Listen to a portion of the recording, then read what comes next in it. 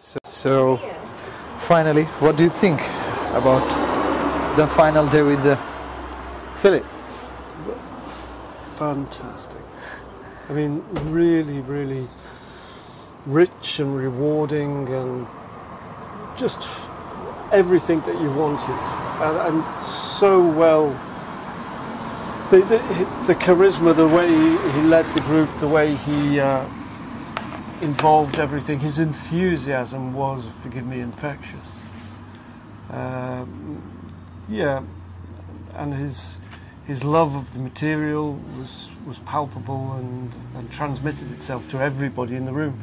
So we all got excited, we all got enthusiastic, we all felt that we were in a very fine pair of hands.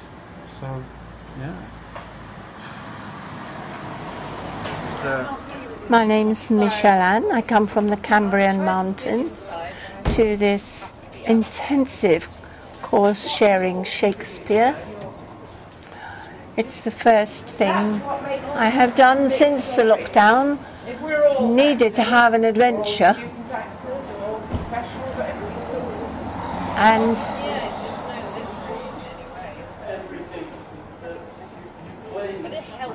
this is an adventure. I'm sitting outside because I'm so used to being outside. It's very strange being indoors and having my brain exercised by such as Philip Cumbus. It's been exciting to meet real Shakespearean actors and to bask in their talent. And I shall continue to go to many Shakespeare plays in the future. Thank you.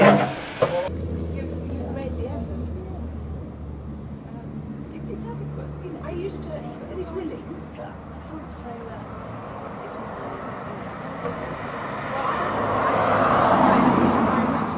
Finally, we found Maddie. Hello. I was quite impressed, you know, after you have this work in progress and then you just came out on the third time. It's just very explosive. I find it very, very like intense connection between your, you know, dialogues and the finishing touch of the day. I find it very fascinating. Can you share some experience actually? How did you make this happen, like from beginning to end? I mean, it was so lovely just to have a conversation with everybody in the room, and at the start just reading it through and sort of pulling apart ideas, and the relationships of the characters and the stakes. I think the stakes was really key, because then I realised when we did the final run through that it could really be taken to, you know, as far as it could be, and, you know, just playing and seeing what happened. But that, I think that really helped, knowing, solidifying how much had happened and what was at stake. And it was so much fun. Yeah, it was lovely just to be in a room with people. Fantastic. And using the space, and all of a sudden you just carried on whatever your instinct was telling you. You just followed whichever way. And with, you know, bouncing off each other as well, and listening to the scene partner,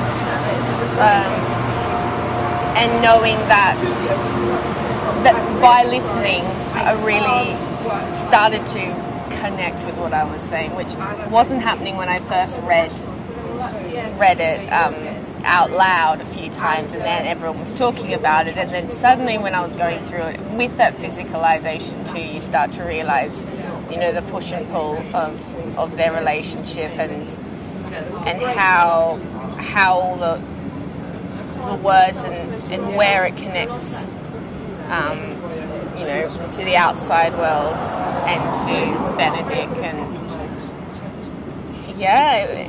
and as you said, just sort of feeling through it. Can I just ask you my final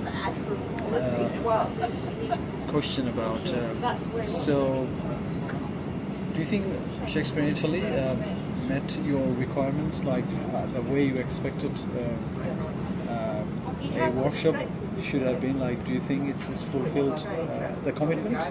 Yes, I heard about it from where I'm studying at the moment at the Shakespeare Institute, and I just knew it was something I couldn't, I wanted to take the opportunity to come because I haven't had a chance to be in person in a workshop sense for so long, and I think the directors and teachers that I've had so far are just brilliant and bring so much to the discussion and really open up new ideas.